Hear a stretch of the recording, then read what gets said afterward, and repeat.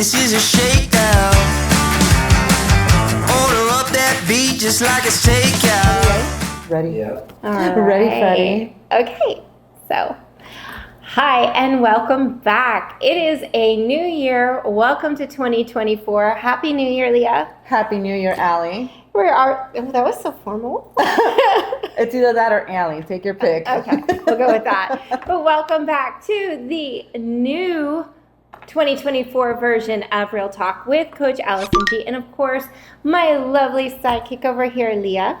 Because you know ALI and LIA, any way you spell it, you're going to get the same answer from me. So, And me sometimes. and her sometimes. But today's episode, because it is the new year, and I'm sure you've all heard this a million times, especially starting in the beginning of January, is all about New Year's resolutions and actually the difference between being a goal setter and a goal getter. Which one, if just by saying that, Leah, which one do you think you are? Are you a goal setter or are you a goal getter? I think for right now, I'm just a setter. Like, set it and forget it. Oh, isn't that the, wasn't there like, not the George Foreman, there was somebody, was it set it and forget it? Mm-hmm. Okay. Set it and forget it. All right. So a little bit about the whole premise of that new year, new you kind of thing, right? That whole transformation. We want to talk about that and break that down and consider why that could actually be the wrong thing for you to be thinking about, right? This idea of a fresh start, like January is magical. Like somebody, the New Year's fairy has come down and waved their wand and sprinkled this brand new dust all over us. And sometimes that can be, while it's rejuvenating, which I love January, that can also be, I think, something that can be a hindrance or pressure on a lot of people. I mean, how do you feel about that? I definitely do agree with the pressure, right? Because it's just, you just want to set this, I don't know how to say it. It's like, okay, this is the time to, for real. I always say, for real, let's get this done. But then it's like, oh, man, like, I really got to do it now, you know? So it's you definitely feel the pressure. And I mean, December is one of those, like, I think most people are like, foot off the pedal, whatever goes, I'll fix it in January.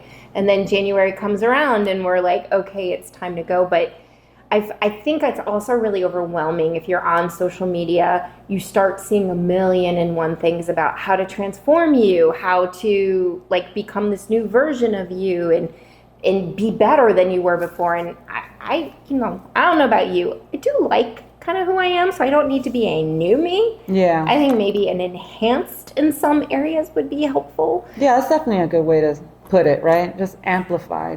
There's nothing to change. Don't fix anything that's not broken, right?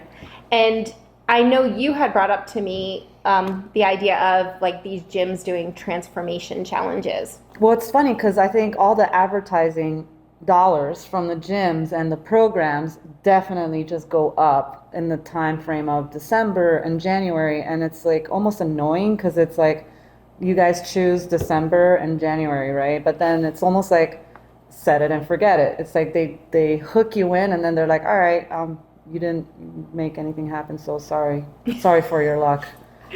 And it's kind of hard too, guys. You know, again, I'm in this industry, I represent it. There's not always great sides of it. A discussion you and I had about whether or not transformation challenges are actually good.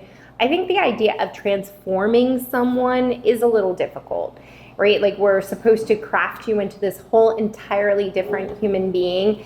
And I don't think that's something we should be thinking about. I think we should be thinking about what is it that I'd like to work on and do and how can I get better at it. And there's ways we'll talk about doing that. But little secret, sometimes they don't want you to win. Right? Kind of what I was telling you, it's their industry, it's their business. If you succeed and you transform yourself, you may not need them anymore. So just be careful when you're choosing these ideas of totally overhauling yourself, or watch those words, really, you're cool the way that you are, right? Like love yourself for who you are, meet yourself where you're at, and then kind of design where you think you want to move to. I think that's a big thing. I wanted to share, I thought this was really cool, I wanted to share some statistics with you guys that I found. Statistics. Yeah. Numbers. I want to share some numbers. Yeah, well, I thought this was really cool. 30% 38.5% of adults set New Year's resolutions every year. 59% of adults ages 18 to 34 set New Year's resolutions. Guys, that is the largest number of resolutions that are set. That demographic makes up a lot of what we're thinking and framing and desiring. 48% choose their resolution as, what do you think? I don't know. Surprise me. They want to exercise more. I always thought it was lose weight, but apparently exercise more. That is the most popular resolution. My mind went kind of to weight loss, but I was like, wait, I might say something wrong here, so.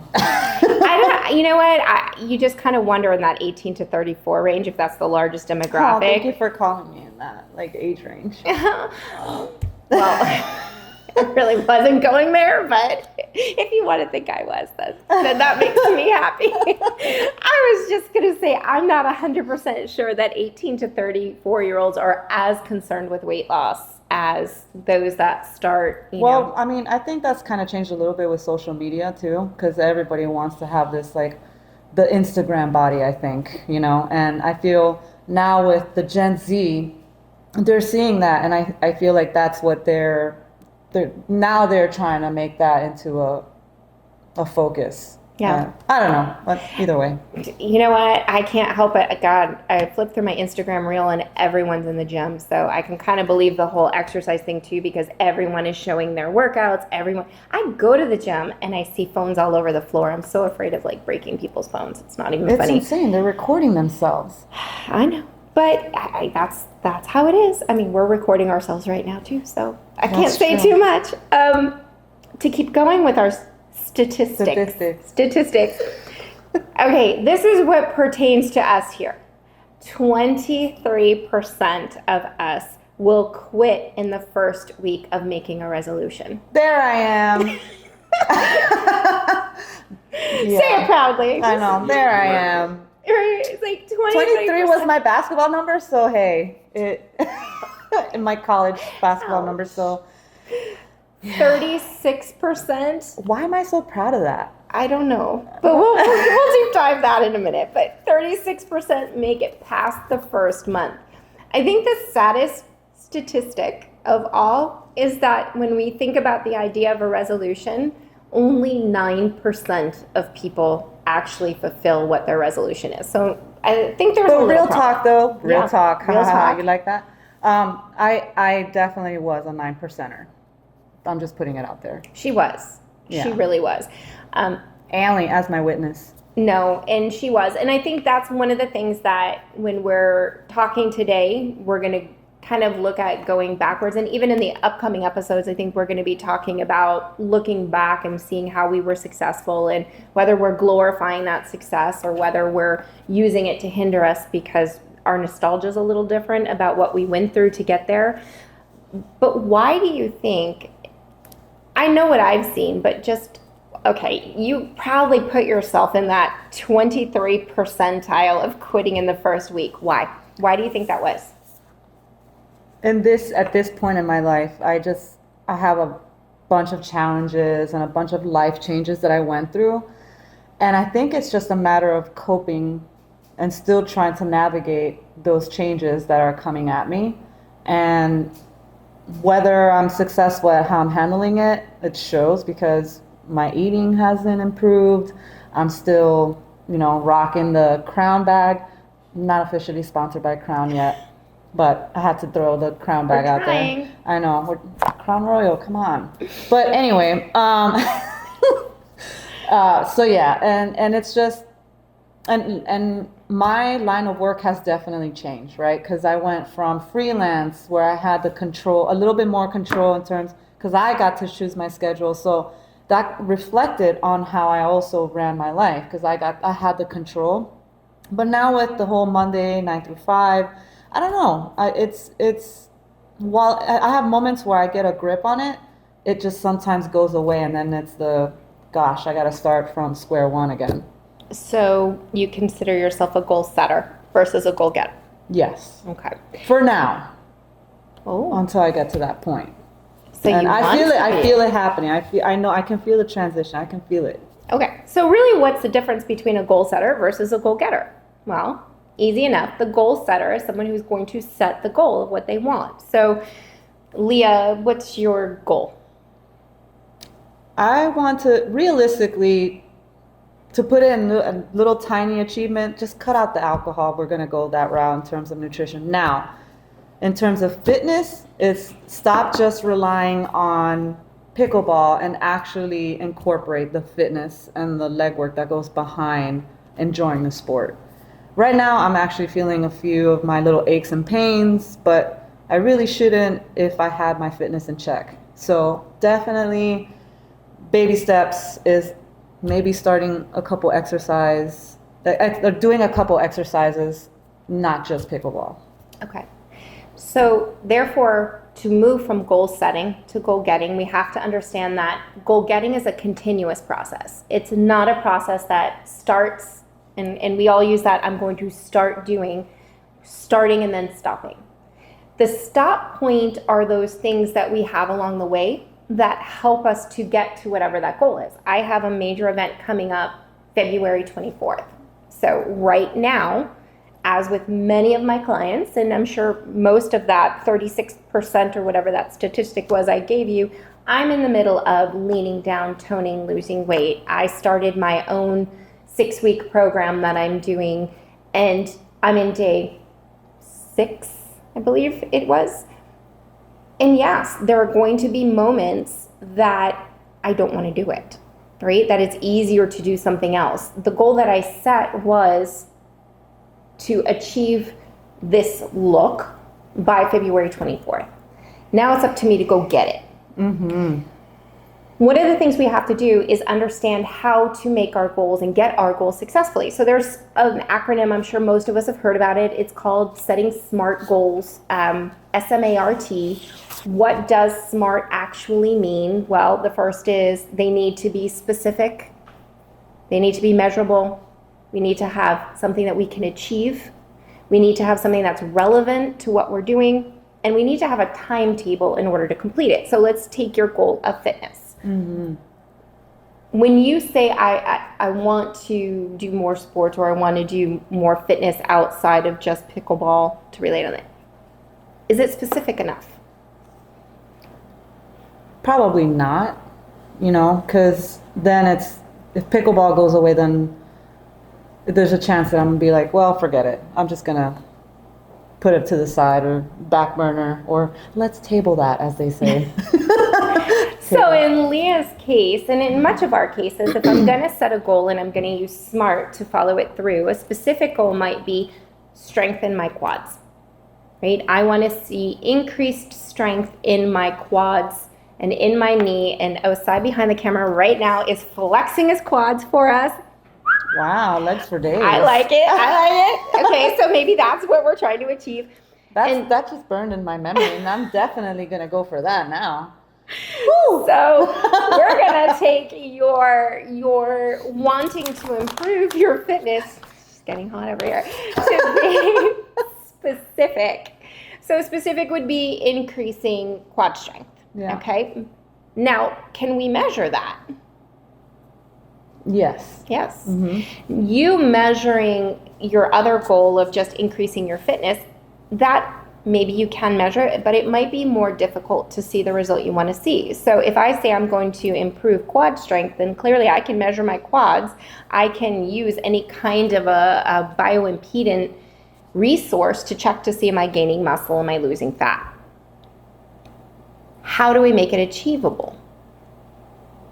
Right? That's a big part of goal getting, guys.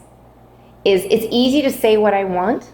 It's harder to say how I'm going to get it. And I'll use this anecdote for myself. I think I talked to you about it. On the program, I am supposed to have this protein shake for breakfast. And normally I've been making them on my own. I had a doctor's appointment. Did you say have to? Have to what? The protein shake? I'm sorry. What do you mean? Never mind. Okay. I thought you said it was like I have to consume this for breakfast. Well, on that day, yes. Ah, okay. Okay, so for that day, okay. It was a protein shake for breakfast. And it was strawberry, banana, spinach, and water with protein powder mixed together. And I had a doctor's appointment at the same time that I normally would be fixing my breakfast. And this is what I see a lot with my clients that I work with. So I had to go to the doctor. Normally what happens is because that interfered with the time that I would be doing my shake, most people will just skip it. They won't do anything about it. So as soon as my doctor was done, I could have done that. That is what I've done in the past. I think I've stated this before. I was a huge meal breakfast skipper. That wasn't my thing. But instead, to achieve the goal I wanted to do, I had to make it happen. So I found appliables and asked them to make the shake the way I needed it to be made and just alternate the coconut milk for water. And they did. Now, did it cost me a little bit? Yes. But what was more important in that moment was achieving a goal, right? Yep. So then we have to sit back in the case of fitness and say, what is achievable for you? What is realistic for you to do? How are you going to achieve this goal? Is it preset? Did you mark it in your calendar when you're going to do leg day? Do you know the exercises that you're going to do? Do you have, and we'll talk later about accountability partners, but that would be an important step to take. Now, when we look at relevancy, if I want to increase quad strength, and trust me, I love pickleball. Y'all know I hurt my knee on pickleball. Is pickleball the right way to have quad strength? Yes. Is it building your leg muscles? How do you know? To a point. Okay. Not all the way though, right?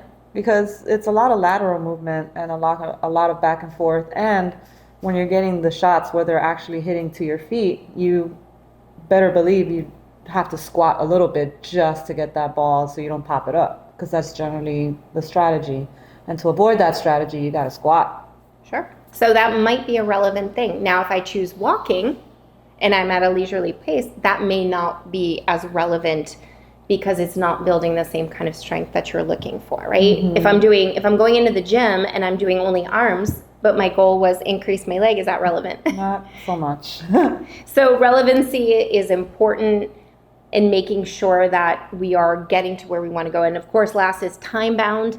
I believe that even though our goals can be big, we should be breaking them down into smaller goals. So like for me, my first pit stop is February 24th. And, you might have a competition coming up that, for pickleball, where that's going to be an important hard stop for you. But it doesn't mean that's the end of the line. Understand that with nutrition and fitness. Which I caught that. You said pit stop. Pit stop. Yeah, yes. Not finish line. Not finish line. The idea is a marathon and not a sprint. This is something that is going to keep you healthy for the rest of your life. And if you don't believe me, walk into a nursing home, walk into a rehab hospital, and see what people look like after injury that aren't willing to do the work to recover. It's really sad, right? People that are 50 that look 80. And then on the flip side, we've seen physically active 80-year-olds that look like they're 60. And let me tell you, I see them on the court. I believe it. And they've put me to shame. Yep. And it's amazing. And a lot of that, I think, is mental too, right? Believing, like, I don't believe I'm my age. But it's one of those things where, in my head, I'm still 24. That's the number I'm stopping at and sticking to. So that's my story, guys.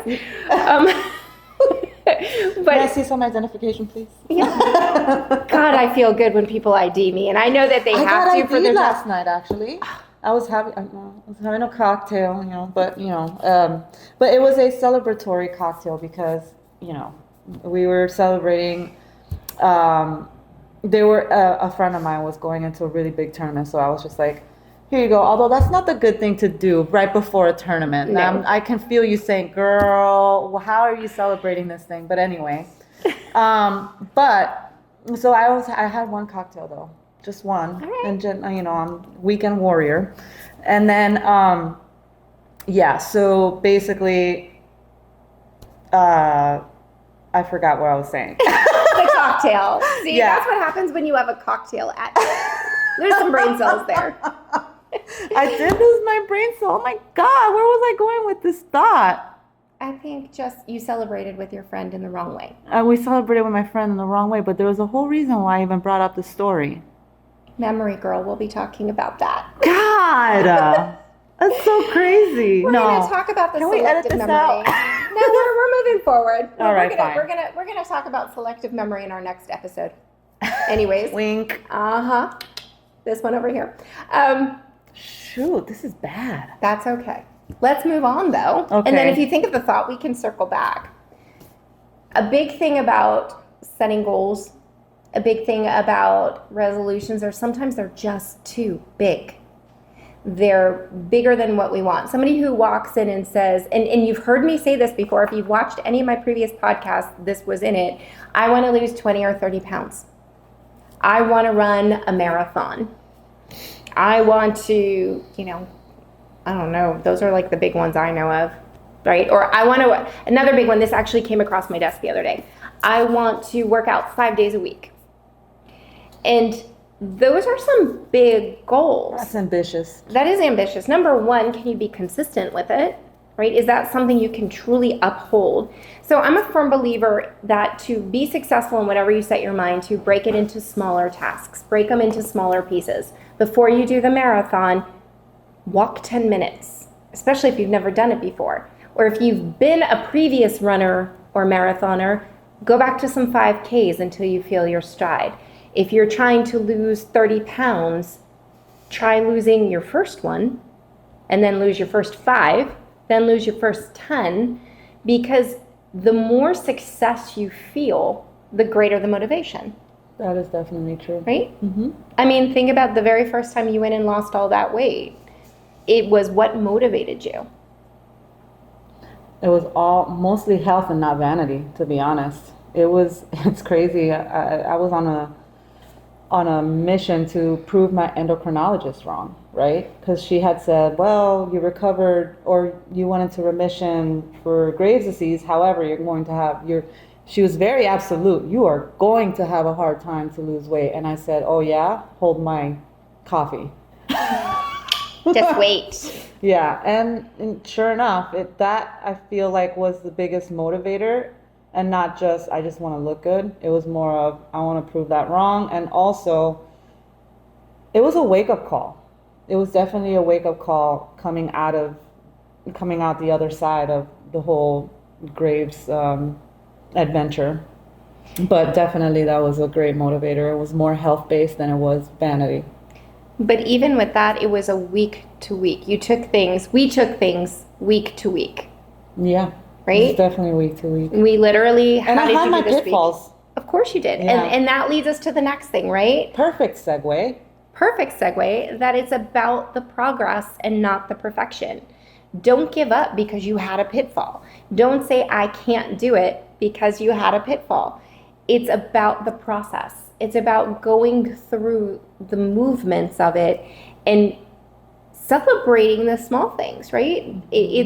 I always think it's like wrapping up. You put on an event, there's good things, there's bad things. And even when you're going health related, we're looking at a week to week. Even sports, right? People who play sports, you're looking at it game to game. You go into the game, you do the event, you come back, you watch film, you see what's wrong, but you can also celebrate the things that were good. Right? So there's always something to celebrate in the week. If you set your mind to 5 great days and you only had 2, instead of beating yourself up that you didn't get to the 5, celebrate that you had 2. And then maybe next week, the goal can become that 3. Maybe 5 was too ambitious. Mm-hmm. So I think it's important to break down those goals into smaller things. It's really important to give yourself a pat on the back, and you can do that in any number of ways. I used to have, and I don't have it anymore, but I'd have a little jar that I paid myself. That every time I did something that I said I was going to do, I'd put some money in the jar. That's pretty cool. Right. That's a cool concept, yeah. Yeah. And it was called my Good Jar. Good job. See, it's right up there with statistics. Good job jar. That it was my reward, and then I could take that money and use that to anything that wasn't sabotaging to my health. So a new shirt, a pedicure, a manicure, a massage, a trip. You can pay yourself anything because we perform for money, unfortunately, right? In your job, we're always trying to perform at our highest levels because we get rewarded through monetary compensation. So this is a good way. Or just releasing things, get yourself a fuck it jar or a fuck it bucket and release the things that are bothering you or anchored you and put them in the jar, put them in the bucket and let them go. What if it fills up too fast, though? That means you have anger issues. Well, that's Or something that's something else. to reflect on, right? So that leads us into strategizing how to move forward from these things. Now you've set your goals, maybe you broke them down into smaller goals, you have a timeline that you've set, you know how you're going to measure the success of these goals. So now we have to look at other ways that we can continue to support that. One way that's very popular, I see this a lot on social media, vision boards, affirmations. I think I shared with you I have an affirmation for this year, which was me to do more in 2024, meaning me. One more time. What is it? Me to do more in 2024, because I don't want to just do more. I want to do more for me. And I want to do things that support where I want to go. And if I want to lean out, get healthier, recover from my surgery, lose the extra weight that I put on, and you guys will be able to watch and see it in me. So hopefully, that's keeping me accountable. That's my affirmation. And I think there's value in that, right? Because if you are at your optimum, then you are at your optimum for everybody around you. You can give more, right? As opposed to just giving them a depleted you. And here's a secret. You're also optimum on the whole other side of your life.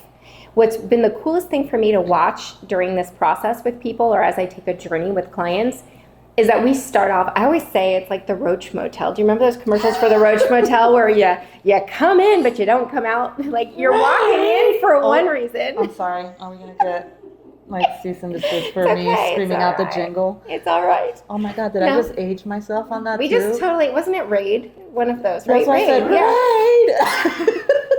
No, they're probably super happy. Yes. They're super happy. We just gave them a shout out for cockroaches. I bet you everybody in their mind right now, when they heard Raid, they heard the explosion or the little cloud poof. You got to. But that's what it is, right? Like I always told people, you're coming into me for one reason, but that's not the way you're coming out. And because ironically, you might come in because you want to lose weight, get leaner, get toner, get stronger. But now all of a sudden you're crushing your goals on your professional side. Your confidence is way built. Your memory and your performance is optimal. You've got this great energy. Relationships get better. So I'll actually be able to finish my trains of thought. Yeah. Okay, we got to Amtrak that. Yeah. Get that train. Amtrak. Okay.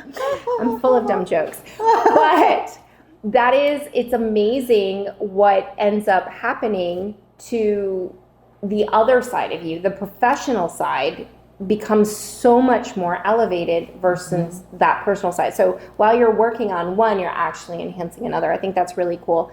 Another affirmation I really used to use and I loved, and I even made it into a screensaver on my phone using Canva, was I am obsessed with being healthy. Because we always think of obsessions as a bad thing, but really what does obsessed mean? I'm thinking about it all the time. And we get obsessed about lots of stuff, and it's usually negative.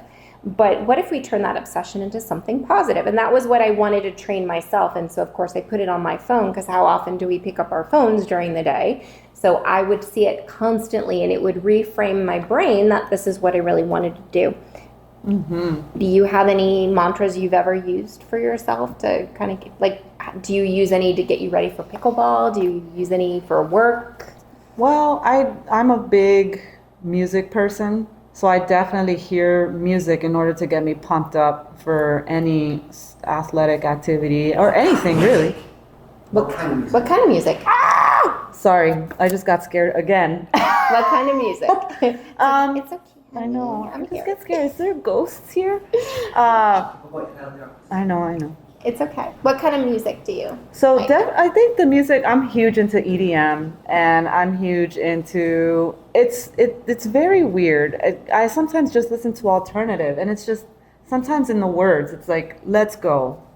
I don't have a particular song at the top of my head right now that I listen to, but either way, music is my go-to in order for me to get pumped up. As soon as I walk out of the car, I just take my glasses off like the CSI guy and say, let's do this, you know?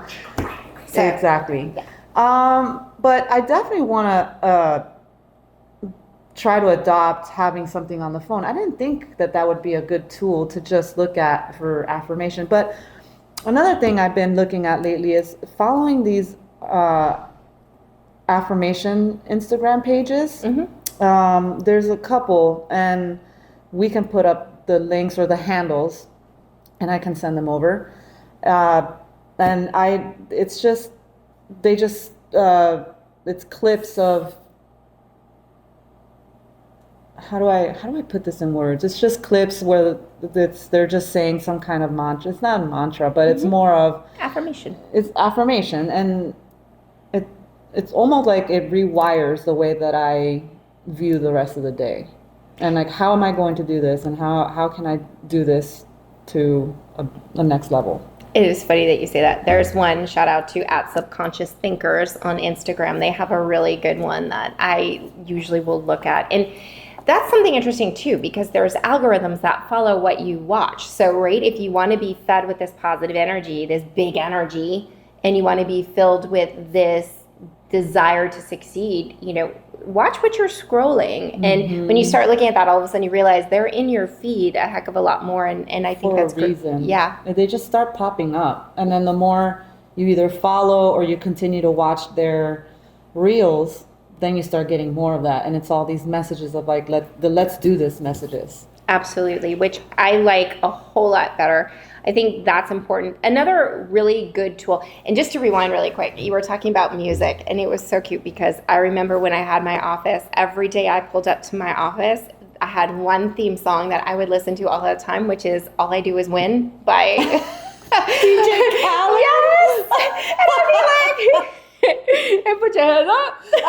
Everybody's hands go up. Oh my God. And like, they stay there. And they stay there. And they stay there. Up, down, up, down. And I used to love that. And I still will use that like when I really want to get pumped up with something like that. That's like kind of my theme song. I love that one. So it just made me, when you said that. That's definitely a good one.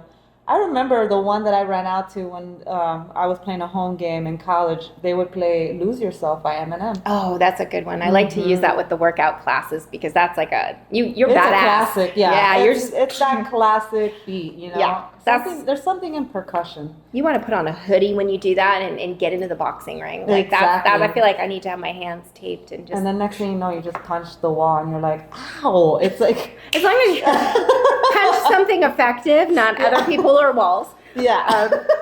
Which brings me to my next point. Another really good tool that we use to goal getting is called habit stacking in accountability partners. And I don't know if you know what habit stacking is. Really simply, it just means you take a new idea and you put it up against and pair it with something you do every day. So as you and I were talking about earlier, if I am forgetting to take my vitamins every day, I'm forgetting to take this thing that's important to me, or I don't eat breakfast, but I get coffee every single morning, put whatever it is that you need, put your protein shake container right next to the coffee. So as you're doing one, you're doing the other. Take your supplements, put them right next to the coffee. There's times where saying the mantra, something simple, you don't have to carve out time, write it on a little note card, put it up on your bathroom mirror. If you brush your teeth every day, you're staring at your mantra and it's done. So finding what you're having a hard time doing and putting it and pairing it with something that you can do already. If you want to go take a walk and you keep telling yourself, I want to walk after work, keep your shoes in the car. So when you pull into the driveway, just change shoes. Nobody said you had to be in gym clothes to take a nice 10-minute walk. Start that way. Just change your shoes before you go into the vortex of the house. Accountability partners are especially important. We've talked before in previous episodes about finding your village. And it's important to, if you want to get stronger, then you need to dive into your village and figure out who's the person to help you get there. If I'm trying to lose weight, my village is going to be the people who are aligned with my thinking and not the person who's going out and drinking, because I would have to keep saying no. And not that I'm calling you out or anything, but she doesn't like me. I love her, but that would not be where I wanted to go if I'm trying to do this, because that would actually sabotage me. I would need to find the people who are working in the same path as I am. So, find the village of people that are thinking this way. If you want to take up a new hobby, well, then you need to find the people who do that hobby that will make you accountable. Find a runner if you want to go run.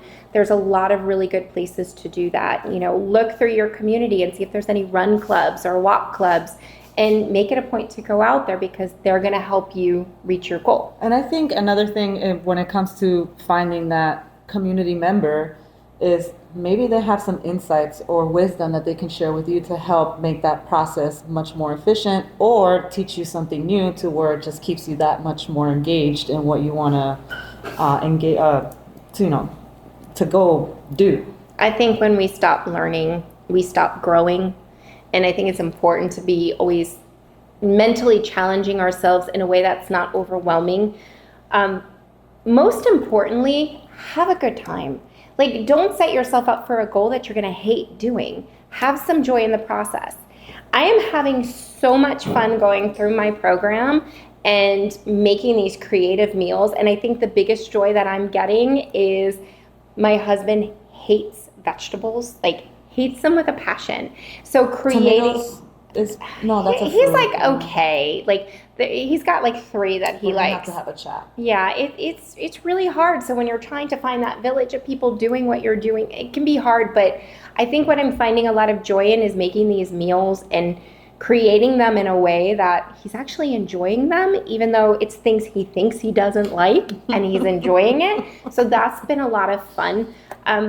You know what, if it is, and I'll just go with weight loss because that's where I'm at right now, but even serving meals to myself in a way that, like, would I serve this to a friend who was coming over? Like, I'm not just going to plop something on the plate and it looks like shit. Sorry, that's not, it's like not appeasing at all. Like, I'm going to be hungry. This looks boring. Don't do the same thing over and over. You don't have to just eat a grilled chicken. Like, make it look interesting. Make it look pretty. I took my shrimp and made it into ceviche. Like, there should be, and serve it in a pretty dish. Like, find joy. And then if you're not, you don't have to be a chef. You don't have to be the greatest cook. It's really easy to follow a set of directions. That's what recipes are for. So, challenge yourself. It's done for you. Yeah. Like, just find some joy in that process. I think that's the best way to get to your goal.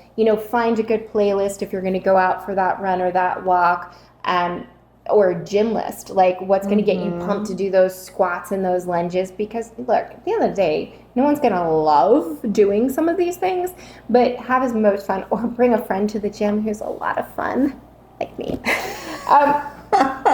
Really, that's the most important thing, and what I'm going to challenge you guys to do for January, February, maybe even March, we'll go for that 3-month goal is quarter. First quarter. You have to see it as a business. Your body is your business.